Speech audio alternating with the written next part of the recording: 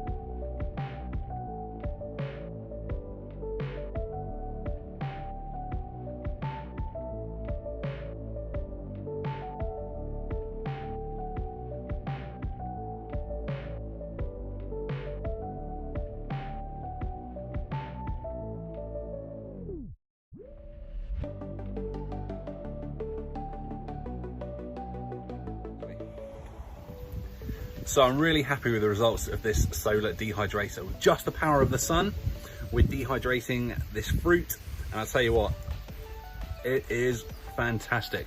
So give this a go, or something like it. Just use recycled materials. It's the way forward. Smash the thumbs up if you like the video, and check out some of the other videos that are coming up soon.